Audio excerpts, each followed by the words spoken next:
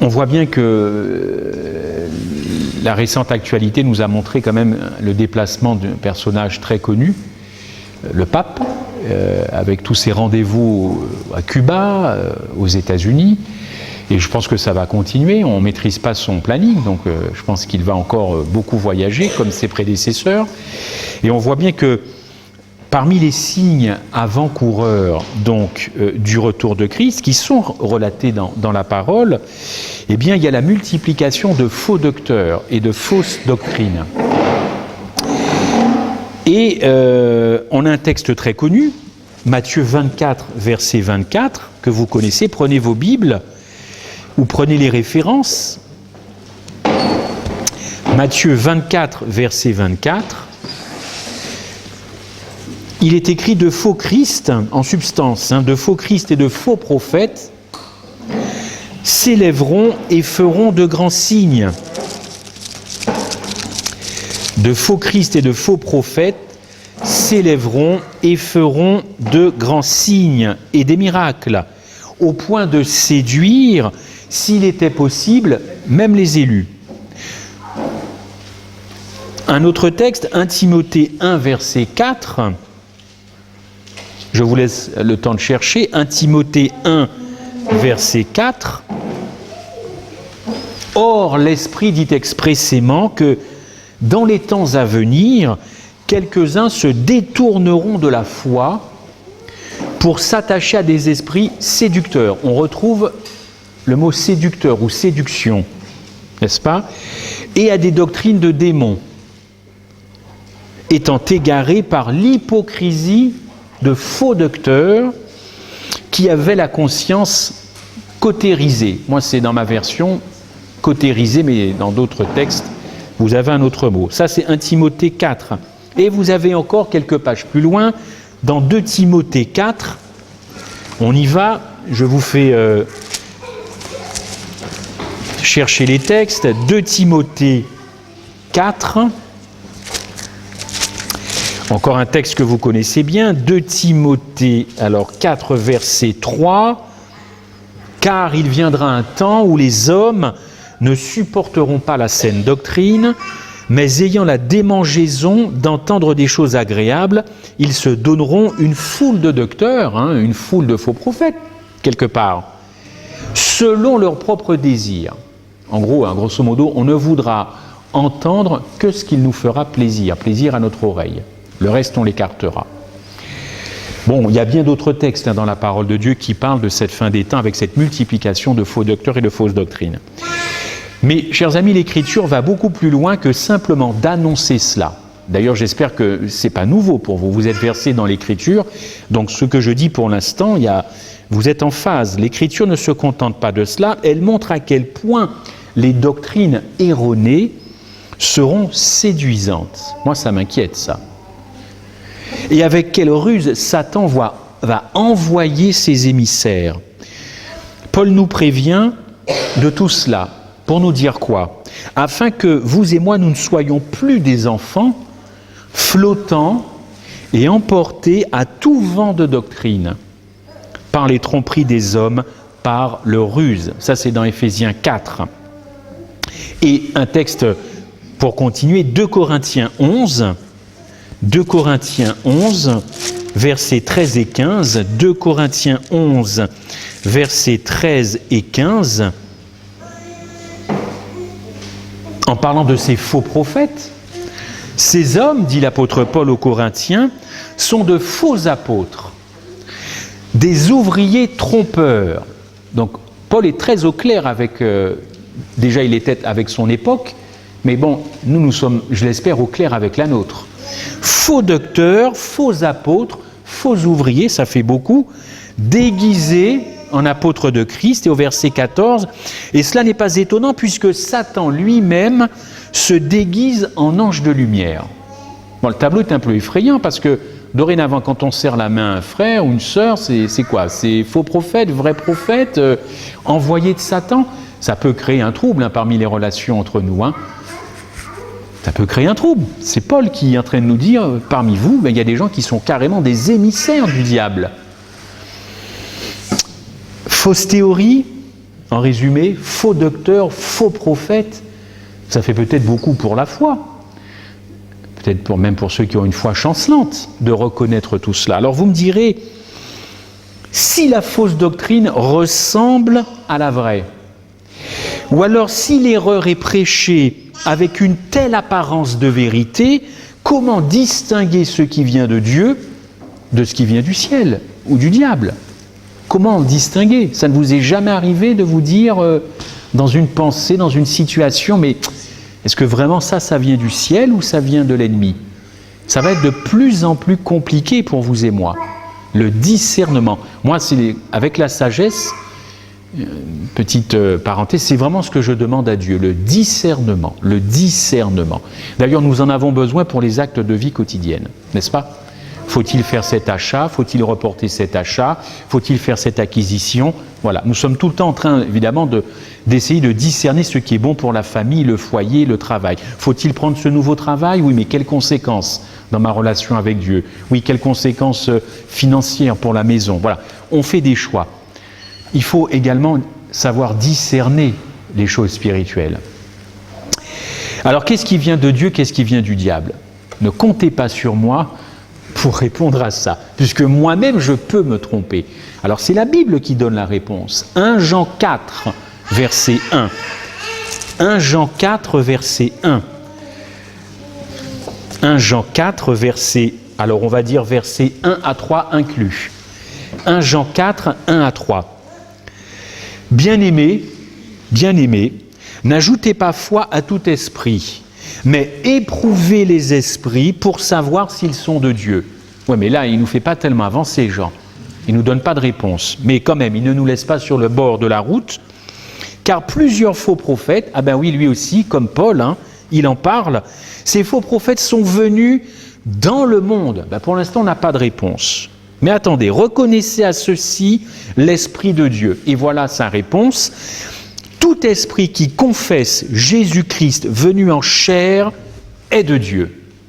Bon, voilà. Voilà une définition. Tout esprit qui confesse Jésus-Christ venu en chair est de Dieu. Donc, à contrario, c'est pas étonnant qu'ils disent juste après, et tout esprit qui ne confesse pas Jésus, sous-entendu venu en chair, n'est pas de Dieu. Bon, quand on a une définition comme ça, on est content, mais elle est insuffisante. Elle est insuffisante parce que, encore faut-il savoir dans quelle chair il est venu. D'ailleurs, le mot chair en grec, c'est sarx. Et sarx, à chaque fois que le mot chair est employé dans le Nouveau Testament, les auteurs ont pris le mot sarx. Et sarx, ça veut dire une chair déchue. C'est une chair pécheresse, une chair qui est tombée depuis 6000 ans. Voilà. À de rares exceptions, eh bien, ils n'ont pas employé, les auteurs du Nouveau Testament, le mot sarx, S-A-R-X. Mais ça veut toujours dire sarx, une chair pécheresse. Et quand Jean écrit ça, il sait de quoi il parle quand il dit que Jésus-Christ est venu effectivement dans une chair. Bon. Eh bien, écoutez, la pierre de touche, qui est une pierre avec laquelle on compare. Par exemple, si je viens avec un bijou chez un bijoutier, je dis voilà, est-ce que c'est vraiment de l'or, du jasmin, tout ça? Il lui faut un matériau de référence. Alors il va prendre le vrai pour comparer avec ce que moi j'amène. La pierre de touche du christianisme et de l'adventisme aussi, eh bien c'est ça. Dans quelle nature Jésus-Christ est venu parmi nous il y a à peu près 6000 ans? Si vous faites un sondage, vous n'aurez jamais la même réponse. Donc, à la base même, avant de parler de tout le reste de l'Évangile, à la base, nous n'adorons pas le même Christ. Et pourtant, nous sommes tous ensemble pour ça. Mais il y a plusieurs Christ dans chaque église chrétienne et notamment adventiste. Ça pose un problème. Ça pose un problème. Alors, on va voir quel type de problème. Qu'est-ce que cela veut dire venu en chair? Encore une fois, c'est pas moi qui vais vous donner la réponse, mais c'est Paul dans Éphésiens 2, verset 5. Éphésiens 2, verset 5. Éphésiens 2, verset 5. Alors j'ai le texte. Jésus-Christ, existant en forme de Dieu, n'a pas regardé comme une proie à arracher d'être égal avec Dieu, mais s'est dépouillé lui-même en prenant une forme de serviteur, en devenant semblable aux hommes, ayant paru comme un simple homme, il s'est humilié, même se rendant obéissant jusqu'à la mort de la croix. C'est un texte que nous connaissons bien, hein, nous, adventistes, mais que de richesse dans ce texte. Hein. C'est Philippiens 2, c'est ça ? C'est Philippiens 2, on est bien d'accord. 5-8. Beaucoup de richesse dans ce texte, beaucoup de richesse. Jésus-Christ, existant en forme de Dieu, n'a pas regardé comme une proie à arracher d'être égal avec Dieu. Donc, il n'a pas regardé à son statut, Jésus-Christ. Il n'a pas regardé à son statut, il n'a pas cherché à conserver son statut, qui est quasiment le statut le plus haut dans la hiérarchie céleste, pour venir sur cette terre. Ça nous paraît, nous, aujourd'hui, chrétiens en 2015, tout à fait normal que Jésus-Christ soit venu. On a des processions, on a des prières, on a des cantiques, on a des cultes pour ça. Ça nous paraît aujourd'hui tellement normal qu'il soit venu par amour. Mais il y a une leçon à prendre de cela. Il n'a pas regardé comme une proie à arracher d'être égal avec Dieu, mais il s'est dépouillé lui-même. Il est venu comme un serviteur. Nous cherchons souvent à être servis, partout, quelles que soient les situations. Là, Jésus-Christ, lui, c'est l'inverse, lui. Il vient nous servir. Il devient semblable aux hommes, c'est le texte qui le dit, ayant paru comme un simple homme. C'est vrai que Jésus-Christ, comme Jean-Baptiste, n'attirait pas forcément le regard, hein, de par la façon dont il était vêtu. Ça tranche énormément avec certains voyages du pape. Quand vous voyez tout ce faste, quand vous voyez tout cet argent qui est dépensé, le seul moyen de transport de Jésus-Christ, je le disais récemment, je crois savoir que c'était un âne. On est bien d'accord? Non, pas du tout, il est paru comme un simple homme, il s'est humilié lui-même, ça encore nous n'aimons pas être humiliés, et se rendant obéissant jusqu'à la mort, et il faut avouer, nous sommes fâchés avec l'obéissance, jusqu'à la mort de la croix. Bon, voilà une première définition, effectivement, de ce que c'est qu'être venu en chair pour Jésus-Christ. Alors c'est vrai que Jésus-Christ est la parole, que cette parole était au commencement, que cette parole était Dieu. Évidemment, vous connaissez ces textes. Jean 1, la parole a été faite chair, Jean 1, verset 14, elle a habité parmi nous, elle a tabernaclé parmi nous, elle a voulu vivre parmi nous, elle a évolué parmi nous, très bien. Mais il existe aussi un texte capital pour nous, c'est Romains 8, 3, je reviendrai là-dessus. Dieu a condamné le péché dans la chair afin que nous ne marchions plus selon la chair, mais selon l'esprit. Vous connaissez ce texte. Si on avance un petit peu plus dans l'aspect charnel de Jésus-Christ quand il est venu, vous connaissez ces textes, il y a Hébreux 2, verset 17, « Il a dû être rendu semblable en toutes choses à ses frères ». Verset 14, un petit peu plus haut, toujours en Hébreux 2, il a participé au sang et à la chair pour faire l'expiation. Et en verset 18, « Car il a été tenté lui-même ». Bon, vous connaissez ces textes. Et il peut donc secourir ceux qui sont tentés. Ça, c'est l'enseignement biblique de la Bible. Ça nous dépeint, nous décrit un Christ effectivement venu sur cette terre, ayant revêtu notre nature charnelle. L'apôtre Paul n'est pas fâché avec ça.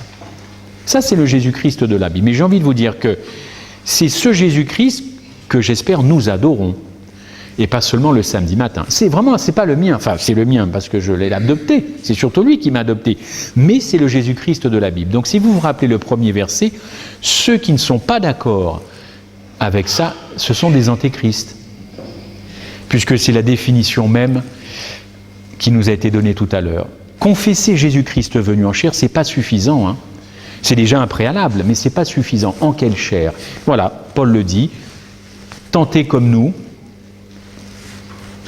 revêtu notre nature, semblable à nous, il a participé au sang et à la chair. Ça, c'est le Jésus-Christ de la Bible. Il s'est anéanti, chair semblable, on le répète, participé au sang et à la chair, c'est-à-dire vous et moi, tenté comme vous et moi. Voilà la pierre de touche, selon moi, du christianisme et par conséquent de l'adventisme, encore une fois. Madame White a écrit quelque chose de très intéressant dans Jésus-Christ, ce très très beau passage.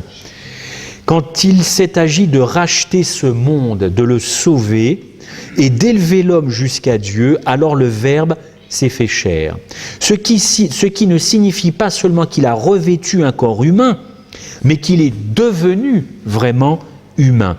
Et il s'est soumis à toutes les conditions de notre existence. Quand le Verbe est devenu chair, il s'est anéanti. Jésus-Christ quitte le ciel pour s'anéantir.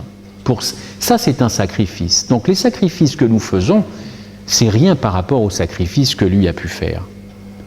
C'est la moindre des choses que de venir à votre rencontre et de faire 800 km. Ce n'est pas un sacrifice, ça. Si je regarde le sacrifice que Christ a fait, ça c'est du sacrifice. Moi simplement, il suffit de planifier les choses, trouver du temps, être disponible. Mais ce n'est pas un sacrifice. Quand je lis que Christ a quitté le ciel pour s'humilier et s'anéantir, permettez-moi de vous dire que nous, ce que nous faisons, c'est rien du tout. Je continue, Madame White, quand le Verbe est devenu chair, il s'est anéanti. Il s'est dépouillé de sa gloire. Étant riche, il s'est fait pauvre. Et il est devenu comme l'un de nous, sauf le mal, pour traverser la lutte morale, avec tous les risques de la liberté. C'est un Fils de Dieu volontairement abaissé. Et cet abaissement est le commencement comme la condition de son sacrifice. Voilà, ça on est au cœur de l'abaissement. Voilà ce que c'est que s'abaisser. Elle a également déclaré: la rédemption de l'humanité ne pouvait se faire que par un Dieu homme. Effectivement, Christ a traversé des luttes morales et Christ a couru les mêmes risques que nous, que vous et moi, pour prouver que la justice prescrite par la loi de Dieu peut être accomplie par l'homme. L'obéissance de Christ n'était donc absolument pas illusoire, vous vous en doutez, et son exemple est une application pratique pour tous les pécheurs repentants que nous sommes, qui luttent pour remporter la victoire sur le péché. Il faut qu'effectivement l'incarnation, en un mot, ce soit concret dans ma vie. Si ce n'est pas concret dans ma vie, de tous les jours, j'entends, même quand il y a des hauts et des bas, s'il n'y a pas d'application concrète de cette incarnation, et pas n'importe quelle incarnation, on va être en problème. Parce que le premier nuage qui va arriver, ça va compliquer toute ma vie, et le premier souci dans mon foyer, ça va être un truc insupportable. Premier souci avec les enfants, ça va être ingérable. Vous comprenez que tout est très vite ingérable pour l'être humain. Tout le monde est débordé. J'ai fait des rencontres il y a quelques jours, plein de gens qui vont mal. Je suppose que je n'ai pas le monopole de gens qui sont autour de moi et qui vont mal. Vous connaissez sûrement, vous aussi, des gens qui ne vont pas bien du tout. Un coup de téléphone, la personne vous dit qu'elle est prête à se suicider, une autre est en train de pleurer parce que déception sentimentale, la énième, c'est que ça maintenant. Et nous aurons, nous chrétiens adventistes, à gérer beaucoup de problèmes. Il va donc falloir que nous nous décentrions, c'est-à-dire que nous ne pensions plus à nos propres problèmes pour aider les autres qui sont en problème. C'est ça, c'est ce qui nous attend. C'est le programme de la fin des temps. Aller vers l'autre et le soulager par Jésus-Christ et grâce à Jésus-Christ, mais s'oublier soi-même. On continue, si vous le permettez. Jésus-Christ, donc parfaitement juste, parfaitement soumis à la loi de son Père, donc a prouvé que l'obéissance à cette loi était possible pour vous et moi, pour tous les hommes qui veulent suivre son exemple et évidemment se servir des moyens dont Jésus-Christ s'est servi. Ce qui est intéressant dans l'Évangile, c'est la proximité de Jésus-Christ. C'est cette proximité. Donc de cette manière, le péché a glorieusement été vaincu, définitivement condamné, et le péché évidemment ne s'excuse plus, le péché ne se justifie plus. Dans ces conditions, l'affaire est réglée. Et c'est là que vous retrouvez le texte de Romains 8.3. La perfection chrétienne, chers amis, n'est donc pas un idéal, quelque chose, en tout cas un idéal irréalisable, une espèce de course-poursuite sans fin. On n'atteindra jamais le but. Paul, lui, il l'a dit, mais bon, il sait de quoi il parle, mais c'est pas quelque chose, quand Jésus-Christ a dit à ses disciples « Soyez saints car je suis saint », ce n'est quand même pas une parole en l'air du Sauveur. Il sait très bien pourquoi il dit ça à ses disciples, évidemment. Alors, le Christ a vaincu, j'aime ce mot, vaincu, pour prouver que chaque croyant peut lui aussi vaincre la puissance du péché. Mais seulement Jésus-Christ a vaincu au prix de luttes infernales. Il a souffert, ce n'est pas un scoop. Il a employé les armes de la foi et de la prière. Quand vous étudiez la vie de Christ sur cette terre, c'est vraiment quelque chose de terrible. Il ne suffit pas de croire théoriquement à cette incarnation du Christ, il faut encore une fois qu'il y ait des applications pratiques et concrètes dans ma vie. C'est-à-dire qu'il faudrait presque, à chaque acte de ma vie, dire voilà, finalement, où j'en suis par rapport à cette incarnation. D'ailleurs, il y a une phrase qui revient souvent dans nos conversations, je l'ai remarqué, c'est quand on se retrouve dans une situation X, c'est de se dire « Que ferait Jésus à ma place ?» Vous ne vous êtes jamais fait qu'est-ce qu'un mari qui dit à son épouse ou son épouse mais qu'est-ce que Jésus ferait à ma place? C'est une très mauvaise question. À bien y réfléchir, il faudrait plutôt se dire qu'a fait Jésus à ma place? Qu'est-ce qu'il a fait dans cette situation-là? Ça changerait effectivement beaucoup la donne. Parce qu'à cette réponse qu'a fait Jésus à ma place, on a des réponses très concrètes, claires, nettes et précises dans la Bible. Il a été tenté en toutes choses comme moi, il n'a pas chuté, il n'est pas tombé, il ne s'est pas laissé avoir, il a fait preuve de discernement et la suite. C'est ça qu'il a fait déjà à ma place, évidemment. Il n'a jamais succombé à la tentation, il n'a jamais péché. En fin de compte, ce que Christ nous dit ce matin, c'est des choses très simples. Un peuple fatigué, un peuple adventiste, découragé, fatigué, qui ne voit pas la parousie, qui ne voit pas revenir, voici ce qu'il me permet de vous dire à vous et à moi ce matin. Prends courage, j'ai vaincu. Tu peux vaincre aussi si seulement tu veux te servir des armes dont je me suis servi. Vis une vie sainte, puisque moi aussi je l'ai vécu. Le péché est désormais condamné par notre Père. Il ne se justifie plus, il ne s'excuse plus. Sois vainqueur par l'exemple et la force que je te donne. Et voici, je suis avec toi. Vous connaissez la suite. Tous les jours jusqu'à la fin du monde.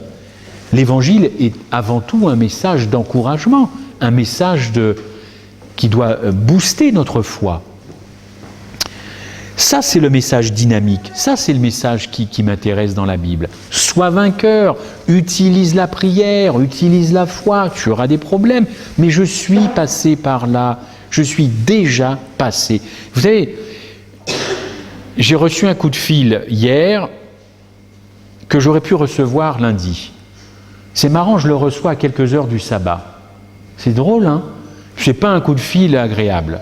C'est marrant, la personne avait lundi, mardi, mercredi, jeudi. Elle avait même vendredi matin. Non, elle me le passe vendredi après-midi. Bon, je me suis dit, Seigneur, tu connais déjà ça. Tu connais mes aspirations. Moi, je te confie ça. Ça change la donne. Ça change la donne de se dire que Dieu connaît notre problème et qu'il va le résoudre si ça rentre dans sa volonté. Plutôt que de se faire, pendant des heures et des heures de voiture, faire tourner ça en boucle dans sa tête, mais comment annoncer ça, Ouais. Ça change. Je ne dis pas que c'est facile, hein, mais ça change les perspectives. Alors, Jésus-Christ pouvait-il pécher? Toujours dans cette perspective de l'incarnation. Ça vaut la peine d'être examiné. On connaît la réponse. Si je fais un petit sondage, j'espère que j'aurai la bonne réponse. Mais ça vaut quand même la peine d'être examiné parce que nous prenons tout pour acquis. Encore une fois, nous connaissons la Bible, le scénario du plan de la rédemption. C'est tout à fait normal qu'il soit venu. Mais le fait que tout ça c'est normal, ça ne fait plus rien dans mon cœur. Mais si Jésus-Christ, ça ne me brise pas le cœur, bon, écoutez... Alors, les pharisiens étaient persuadés que Jésus était un pécheur.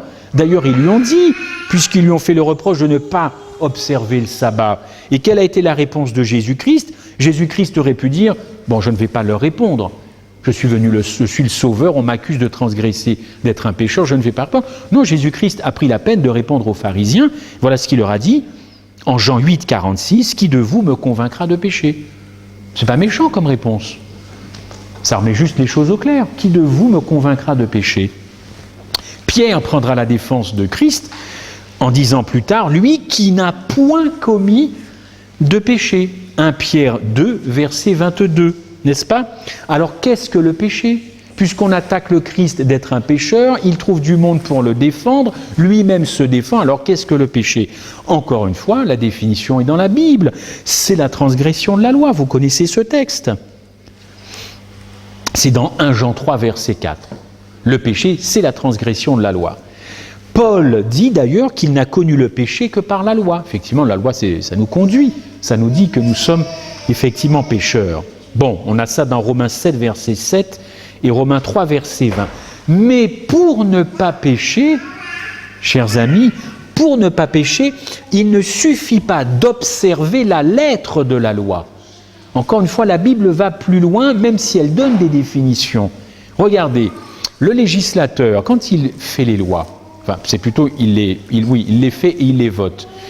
Quand vous vous retrouvez devant un juge, le juge il a la loi comme référence, mais il y a effectivement la lettre de la loi, et il y a l'esprit de la loi, et il y a la lettre de la loi. Le juge, j'imagine, va prendre en considération le contexte de cette loi. Il ne suffit pas d'observer la lettre de la loi, il faut encore en observer l'esprit. Et Jésus-Christ, tant sur le plan de l'esprit que sur le plan de la lettre, il a respecté le sabbat, pas à la manière des pharisiens, mais il a respecté le sabbat, évidemment. Donc nous pouvons très bien être des observateurs, on va dire des gens qui sommes obéissants à la lettre de la loi. Ne fais pas ci, tu ne tueras pas, honore ton père, ça. Mais l'esprit de la loi, c'est autre chose. Et nous pouvons transgresser cette loi par l'esprit de la loi. J'en veux pour preuve le Christ lui-même en Matthieu 5. On vous a dit que, mais moi je vous dis que. Il vous a été dit que, mais moi je vous dis que. Jésus-Christ est allé beaucoup plus loin que simplement l'observance de la lettre. Pour Jésus-Christ, vous pouvez déjà pécher si vous commencez à faire un film dans votre tête, notamment en matière de convoitise. Ça va plus loin, l'Évangile vient effectivement faire le ménage. Le péché, ce n'est pas simplement un acte, ça se passe aussi dans les motivations, ça se passe dans la tête. Et là, vous êtes déjà en problème, effectivement. Le Christ, lui, il a été réglo tant sur le plan de l'esprit que sur le plan de la lettre. Christ s'est rendu obéissant à la loi jusqu'à la mort. Jésus-Christ a vécu dans des conditions identiques à nous, en subissant les mêmes tentations, mais en ne péchant pas. En fin de compte, pourquoi je vous dis ça? C'est parce que moi, je n'aime pas le mot fatalité. Encore une fois, je fais le distinguo entre les épreuves qui nous arrivent de l'extérieur, de l'environnement, puis les épreuves que nous-mêmes, effectivement, nous produisons. Mais il n'y a pas de fatalité à la chute, il n'y a pas de fatalité à la déchéance, il n'y a pas un mur qui nous conduit, une voie qui nous conduit droit au mur, sans pouvoir nous sortir de cela. Alors certains peuvent dire, oui, mais alors Jésus-Christ ne pouvait pas pécher parce qu'il était divin. Ça, j'ai déjà entendu ça. Oh, Jésus, c'est Jésus, nous, c'est nous. C'est différent. Mais ce n'est pas l'Évangile, ça. Encore une fois, ce n'est pas l'Évangile. Et d'autres disent, oui, mais il pouvait pécher parce qu'il était comme nous. Alors, le premier point de vue n'est absolument pas conforme, évidemment, à l'Évangile. Jésus-Christ pouvait pécher, évidemment. Ce n'est pas conforme à l'Évangile, d'ailleurs, c'est nier l'Écriture que d'avancer un tel argument. Pourquoi Jésus se serait-il incarné s'il lui était impossible de pécher? Quel était alors le sens de ces tentations? Si une tentation surgit et que moi je ne peux absolument pas succomber à cette tentation, ce n'est pas véritablement une tentation. Pensez-vous que Satan aurait perdu du temps dans le désert à tenter Christ, sachant que voyez, jeu de mots, sachant que Christ ne pouvait pas chuter, tomber? Satan n'aurait pas perdu son temps avec le Christ dans le désert. Bien sûr que non. S'il ne pouvait pas pécher, que penser alors des luttes que Christ a menées pour nous d'ailleurs contre Satan? Alors finalement, la Bible, quand la Bible relate ses souffrances morales, physiques, tout ça finalement n'est que du cinéma. C'est une parodie, c'est de la comédie. Bien sûr que non. S'il ne pouvait pas pécher, finalement, il ne peut pas compatir à mes faiblesses ou à mes infirmités. Mais quelle est cette construction de Jésus-Christ? Et pourtant, c'est une construction bien réelle, y compris dans des grandes dénominations chrétiennes, mais y compris aussi dans la dénomination adventiste du 7e jour. C'est pour ça, selon moi, avec mes faibles capacités, que je vois tant de détresse chez les gens, tant de problèmes. Les gens n'ont plus un Christ très proche d'eux qui compatit à leurs faiblesses. Ça, c'est terminé, ça. On a la Bible, on a le Jésus-Christ de la Bible, mais on ne se l'est absolument pas approprié sous la forme même dont il se présente. Vous savez, quand on peut s'épancher sur l'épaule de quelqu'un et lui confier tous ses problèmes, ça fait du bien, hein. Surtout si c'est l'épaule de son épouse ou de son époux. Hein. Qu'est-ce que ça fait du bien d'être compris par quelqu'un? N'ayez jamais passé du temps à écouter quelqu'un qui souffre, mais vous vous retrouvez dans ses souffrances. Mais c'est ça l'Évangile. Si moi je m'épanche sur quelqu'un qui ne me comprend même pas, qui n'est jamais passé par où je suis passé, je vais lui faire perdre son temps et il va me faire perdre le mien. On n'est pas dans un jeu, c'est pas... S'il n'avait jamais couru le risque de succomber à aucune tentation, quel est ce Jésus-Christ? Le Christ avait en lui la divinité qui était unie à son humanité. Madame White a cette belle phrase, elle dit « Sa divinité était voilée par son humanité ». Et Madame White a énormément écrit justement sur la part divino-humaine de Jésus-Christ. Vous comprenez? Cette union de la divinité et de l'humanité se trouve dans de nombreux écrits. Posons-nous cette question. Je suis embêtant, hein. J'aime bien vous poser des questions, parce que si on ne se pose plus de questions, là, il faut vraiment arrêter. Il faut toujours se poser des questions. Posons-nous cette question. La divinité du Christ lui a-t-elle été de quelque secours pour vaincre la tentation et triompher du mal? Ça, c'est une très bonne question. Attention à votre réponse.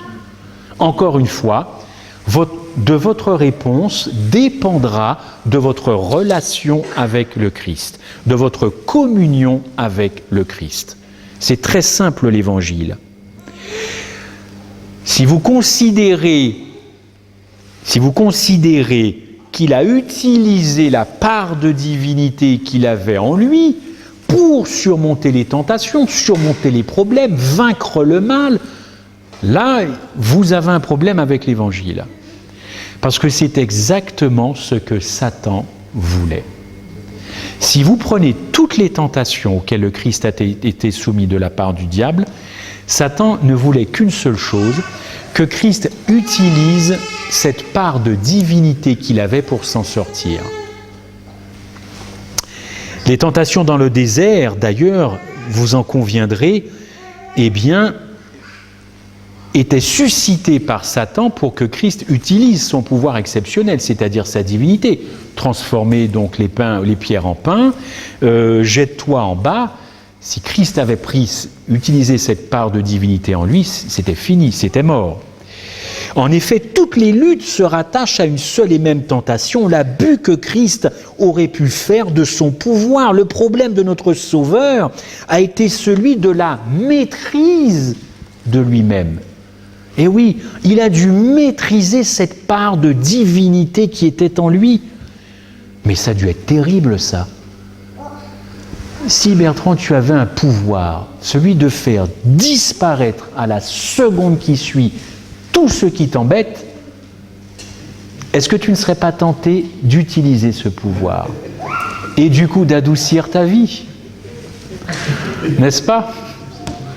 Si je devais utiliser ce pouvoir, mais rien que par le regard, pour éliminer tout ce qui m'embête, eh bien dites donc.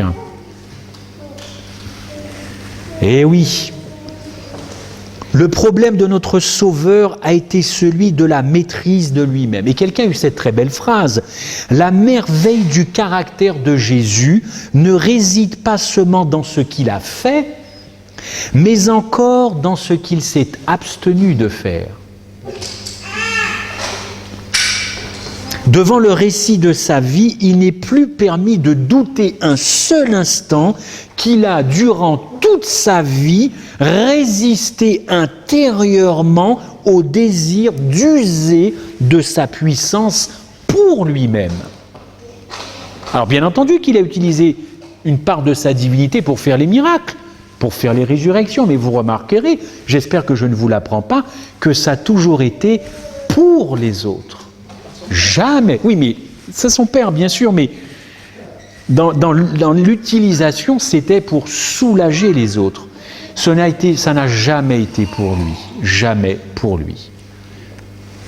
Même pour les autres, c'est le Père qui a... Oui, on est d'accord. Parce que sinon, on pourrait dire, ah ben oui, il a quand même utilisé sa puissance pour faire des miracles. Non, on est d'accord qu'il tenait ça de son Père, mais au final, qui l'exerçait cette puissance? C'était lui. C'était Jésus-Christ en chair et en os qui a ressuscité Lazare. Donc bien sûr que ça venait du Père, mais c'est lui qui a exercé cette puissance venant du Père. Il l'a toujours fait pour les autres, jamais pour lui-même. Encore une leçon pour nous, chers amis. Encore une leçon pour nous. J'imagine que vous avez des compétences. J'imagine que Dieu vous a donné des talents. Vous avez votre personnalité. Comment nous utilisons tous ces dons que Dieu nous donne? Est-ce que c'est pour nous-mêmes ou est-ce que c'est pour effectivement les autres? Le Christ a dû résister intérieurement à cela. Et écoutez ce que dit Madame White. C'est très beau, hein? C'est merveilleux. Le Christ souffrit calmement les injures. Calmement les injures. Et les insultes de la main de ceux qui l'avaient créé. Et pour lesquels il faisait un sacrifice infini. Il reçut toutes les indignités. Il souffrit en proportion de la perfection de sa sainteté et de sa haine du monde. Il consentait à un sacrifice perpétuel. Éprouvé par des hommes qui agissaient comme des démons, il consentait à un sacrifice perpétuel. Être entouré, ça c'est pas mal, être entouré d'humains gouverné par Satan le révoltait. Et il savait qu'en un instant, par l'emploi de son pouvoir divin, il pourrait réduire à néant ces cruels persécuteurs. C'est là ce qui rendait l'épreuve la plus difficile à supporter. Vous en conviendrez que ça a dû être terriblement tentant d'utiliser ce pouvoir qui venait de son Père pour adoucir un peu ses souffrances. Il ne l'a jamais fait. Il faut que nous prenions conscience quel Christ nous adorons le samedi, le lundi, le dimanche, voilà. Alors, ce qui est très très fort aussi, c'est que celui qui au désert n'a pas voulu changer une pierre en pain parce qu'il ne s'agissait que de lui-même, multiplia sous sa main les 5 pains et les 2 poissons. La divinité de Jésus devait être pour lui une terrible tentation. Avoir en soi la puissance de faire des miracles pour son propre intérêt et ne jamais s'en servir, le pouvoir d'anéantir ses ennemis d'un seul regard et les aimer, justement, à contrario, les aimer et demander en plus à Dieu le Père de leur pardonner leur méchanceté, de leur pardonner leur ignorance, ça, c'est le Jésus de la Bible. Vous comprenez que c'est une pierre de touche, cette humanité de Christ. Allez raconter ça à d'autres dénominations, vous allez voir ce qu'ils vont vous dire. C'est la pierre de touche, c'est facile de reconnaître Christ d'un antéchrist. C'est très facile. Il suffit d'étudier la Bible. Hein. Alors il y a un point de ressemblance entre Christ, encore un point supplémentaire, entre Christ et nous. Pendant toute sa vie, Jésus a dû lutter contre l'usage de sa divinité qui était en lui. Là, je pense que vous avez compris. Mais nous, chers amis, nous avons à lutter contre notre nature charnelle. Et donc, il faut que je maîtrise cette nature charnelle, comme Christ, lui, a maîtrisé la part de divinité qu'il avait en lui. Alors, comment maîtriser cette nature charnelle, celle qui me pousse à avoir de mauvaises idées, de mauvaises pensées? Eh bien, ce n'est pas de rendre bon ma nature charnelle. On ne peut pas rendre quelque chose de mauvais bon, surtout en matière humaine. Non, il faut dire comme Paul, il faut demander à Dieu de crucifier cette chair qui me fait penser à tout un tas de trucs qui ne sont pas bonnes pour moi. Il ne faut pas dire « Seigneur, rends-moi bon ». Il faut dire « Seigneur, crucifie cette chair, crucifie mon cerveau qui part en vrille, crucifie tout ça. Et puis finalement, fais de moi un homme nouveau. » Voilà. Donc il ne faut pas se tromper, même dans le vocabulaire, de ce que nous demandons à Dieu. Et la plus grande victoire que nous puissions obtenir consiste à faire taire cette nature, à la vaincre, à la crucifier, comme je vous le disais tout à l'heure, l'apôtre Paul, avec justement cette prière que Paul a fait en Éphésiens 3, verset 16. Si vous voulez prendre ce texte, Éphésiens 3, verset 16. Éphésiens 3, 16. Éphésiens 3, verset 16. Voilà, Éphésiens 3, verset 16, texte que vous connaissez. Afin qu'il vous donne, selon la richesse de sa gloire, d'être puissamment fortifié par son esprit dans l'homme intérieur.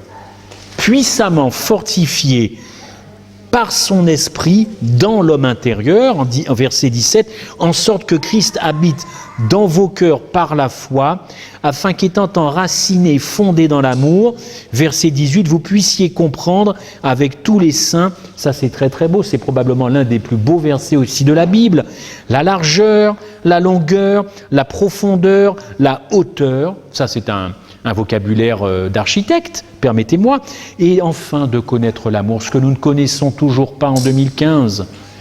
Parce que si nous connaissions véritablement comment Dieu nous aime, nous ne serions plus dans cette condition laodicéenne. Les églises seraient bouillonnantes.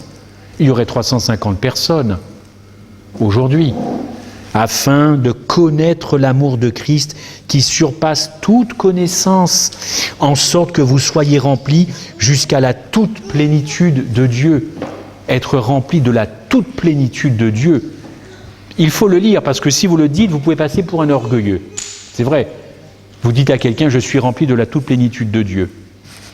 Mais allez le lire dans la Bible, et c'est vrai, évidemment. Chers amis, le mystère de l'Évangile, je ne vous l'apprends pas, c'est Christ en nous, l'espérance de la gloire. Christ en moi, en vous, l'espérance de la gloire, en Colossiens 1, verset 27. Et le but de Colossiens 1, 27, c'est que Christ puisse présenter à son Père des hommes et des femmes parfaits en lui. Et pour cela, effectivement, il faut cesser de résister à cet amour. Le problème, vous savez, c'est que malheureusement, le péché, c'est quelque chose qui est grave et nous n'avons pas toujours conscience. C'est la transgression de la loi, nous l'avons vu. Mais le péché, c'est aussi une force, vous le savez, c'est un principe. Et de notre naissance jusqu'à notre mort, c'est un principe qui est actif dans ma vie. De ma naissance, j'en étais inconscient, jusqu'à ma mort, je peux en être conscient, c'est quelque chose qui est actif dans ma vie. Ce principe s'appelle le principe de l'égoïsme. Et l'Évangile nous propose de nous délivrer de ce principe. Le plus grand mal du siècle, ce n'est pas le mal du dos pour nous Français, c'est le mal de l'égoïsme. Tous nos actes sont empreints, peu ou prou, d'égoïsme, d'égocentrisme. Malheureusement, il y a quelques exceptions près, la plupart d'entre nous avons accepté le Christ par intérêt. Il faut aussi se poser ces questions qui nous font mal. J'en veux pour preuve des exemples bibliques. Si vous prenez par exemple Matthieu 14 ou 19, c'est le fameux jeune homme riche. Qu'est-ce qu'il va voir? Il vient voir le Christ. Première question, qu'est-ce qu'il faut que je fasse pour être sauvé? Mais Jésus-Christ a été bien gentil de lui répondre avec beaucoup d'amour, parce que si ça avait été moi, je lui dis, mais attends, mais tu plaisantes ou quoi?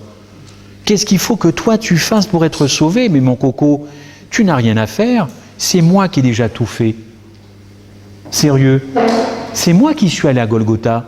Et toi, tu viens me demander qu'est-ce que tu... Mais tu n'as rien à faire. Ça, c'est moi qui parle. Jésus était beaucoup plus gentil. Vous voyez, cette arrière-pensée, qu'est-ce qu'il faut faire? L'homme ne supporte pas de n'avoir rien eu à faire pour être sauvé. Il faut qu'avec son égocentrisme, il apporte sa petite contribution au plan de la rédemption. Ça, c'est de l'égoïsme. Qu'est-ce qu'il faut que je fasse pour être sauvé? La Bible nous dit, tu ne fais rien.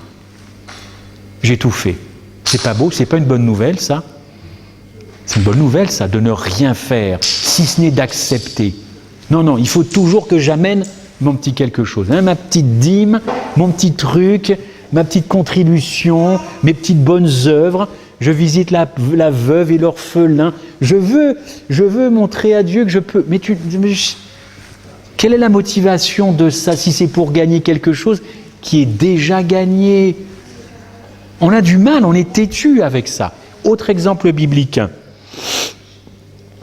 Remarquez en Matthieu 19, Pierre qui veut suivre le Christ, c'est louable. Hein? Bon, alors il a tout vendu, hein? C'est un patron pêcheur, il a même licencié, c'est pas bien, ses salariés, il a vendu ses barques. Première chose qu'il dit au Christ, nous avons tout quitté. Vous connaissez la suite? Qu'en sera-t-il maintenant? Sans blague, il veut déjà sa récompense. Alors j'ai tout vendu, je suis au chômage, j'ai plus rien, j'ai vidé ma maison, je l'ai vendue, voilà. Et maintenant, qu'en sera-t-il?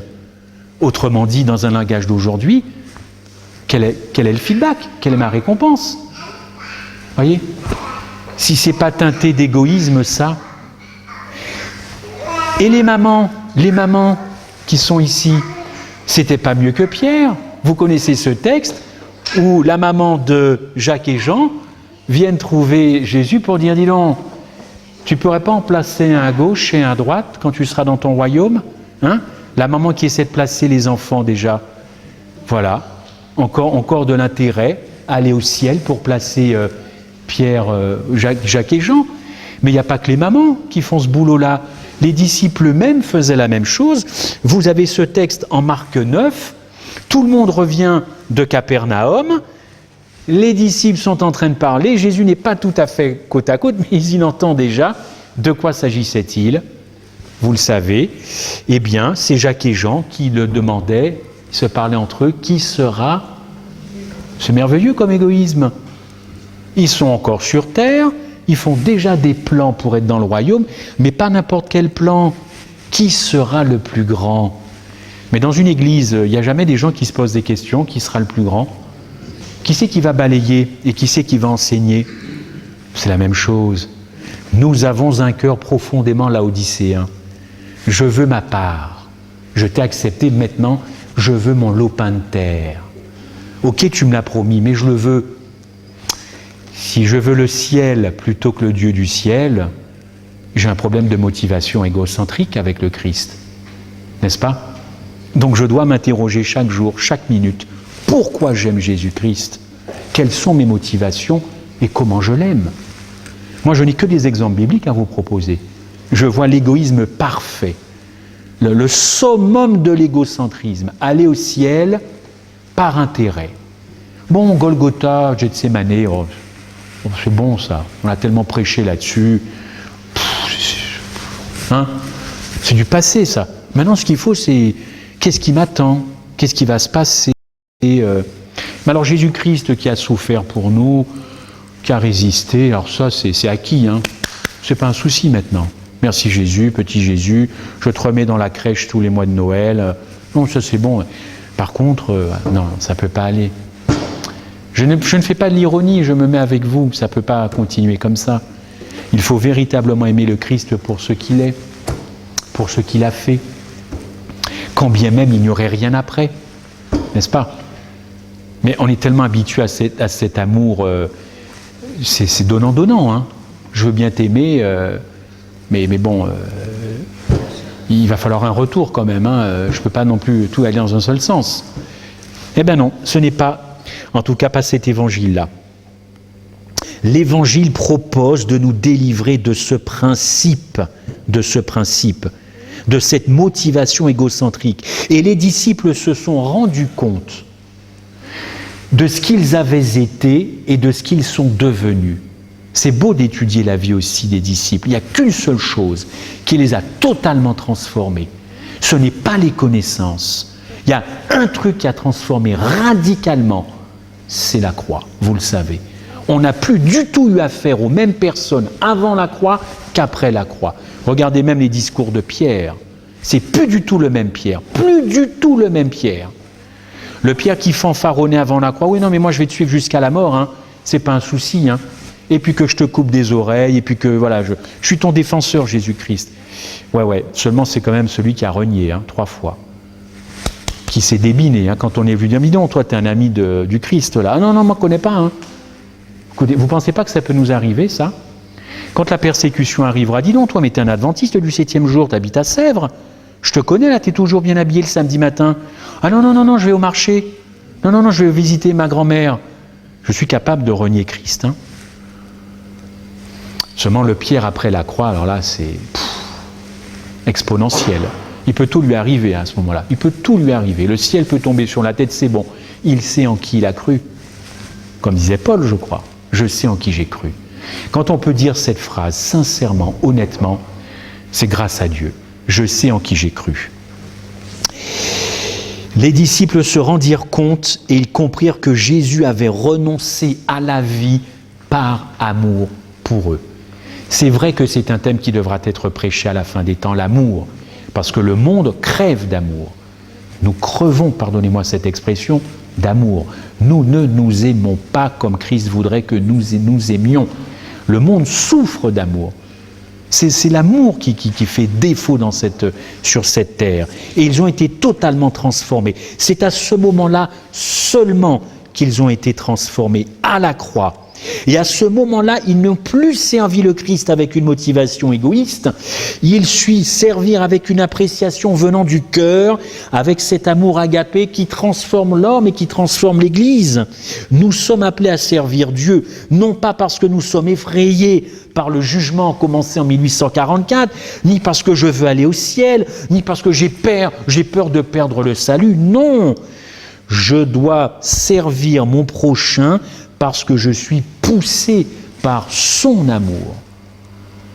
Comprenez que ce n'est pas la même chose, ce n'est pas la même motivation. C'est ça l'objectif que Dieu souhaite atteindre à la fin des temps dans l'homme. Que l'homme, croyant, se sente poussé à aimer l'autre parce que lui-même se sent aimé par Christ, profondément aimé par Christ.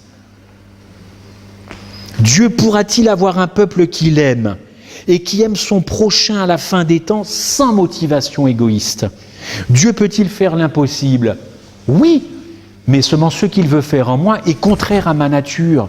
Je vais donc résister, c'est contraire à ma nature. Je n'ai pas de difficulté à faire le mal, j'ai plutôt des difficultés à faire le bien. Dieu veut inverser la tendance, que le mal soit très compliqué à faire et que le bien soit naturel. Dieu requiert de son peuple à la fin des temps qu'il renie son moi. L'évangile, vous le savez, ce n'est non pas moi, mais Christ. Quand le 4e ange d'Apocalypse 18 vient sur la terre pour éclairer la terre de sa gloire, alors à ce moment-là, oui, Dieu aura un peuple qui reconnaîtra avoir atteint les caractéristiques d'Apocalypse 14, verset 12. On peut les reprendre, ces caractéristiques. C'est un peuple, c'est ici la persévérance des saints. Voici des hommes et des femmes, dira Dieu, capables de supporter toutes les tentations. Autre caractéristique, ils gardent les commandements de Dieu. Ça, c'est très adventiste. Il ne faut jamais oublier la suite, la foi de Jésus. Ça, c'est fait. On peut en faire des tartines, hein, les commandements de Dieu. Il garde à la fin du monde les commandements de Dieu. Alors, les légalistes sont là, toujours présents. Les commandements, oui, mais et la foi de Jésus. On a beaucoup prêché sur les commandements de Dieu. On prêche très peu sur la foi de Jésus. Et on la trouve où, la foi de Jésus? Durant toute sa vie. Et à la fin, Gethsémane à Golgotha. N'oublions jamais de prêcher sur la foi de Jésus. Chers frères et sœurs, Dieu aura un peuple à la fin qui démontrera la puissance de l'Évangile et qui sera capable de résister, l'homme de résister, la femme de résister, même si le ciel venait à tomber sur nos têtes. Et sous peu, il finira par tomber. Voilà l'Évangile, voilà les caractéristiques d'Apocalypse 14, voilà ce que Christ veut faire dans ma vie, évidemment, comme dans la vôtre. Et que ce Jésus-Christ vivant, eh bien, soit un puissant exemple, eh bien, dans vos vies, et que, effectivement, l'intérêt disparaisse, qu'il n'y ait pas de retour sur investissement, qu'il n'y ait pas de calcul. Quand bien même je fais du bien à quelqu'un qui me déteste dans la seconde d'après, quand bien même, il faut que nous arrêtions effectivement ce type de rapport. On a tous des problèmes, hein, ici ou ailleurs. Mais je crois que maintenant, il faut vraiment passer à autre chose, quoi. Il faut passer sur des trucs, partout. On est obligé de passer, même si ça fait mal, On passera beaucoup de temps d'épreuve. Mais si on est effectivement fondé dans l'amour de Christ, et si notre foi sera totalement placée en lui, alors on peut vous assurer au nom de la Bible que nous n'aurons pas effectivement tant de problèmes que ça. Voilà ce que je voulais vous dire ce matin en tout cas. Cette vie de Christ qu'il faut étudier et ensuite qu'elle ait des applications concrètes dans ma vie. Et ça, c'est un évangile qui sera très dynamique, pour employer le titre d'un livre d'un frère, un évangile mais très dynamique, qui rayonnera dans mon foyer, rayonnera à mon travail, sans pour autant monter sur des tables, crier, chanter. Laissons cela aux autres, mais quelque chose, une paix, une joie qui se vit de l'intérieur, sans orgueil, sans domination de l'autre. C'est comme ça qu'on attirera le regard des uns et des autres. Une paix intérieure, une joie pure et profonde qui ne vient que de cette relation, de cette communion avec le Christ. C'est ce que je vous souhaite à vous et à moi pour le temps qui nous reste en tout cas à vivre sur cette terre comme des voyageurs, comme des pèlerins. Que Dieu nous garde dans cet état d'esprit. Amen.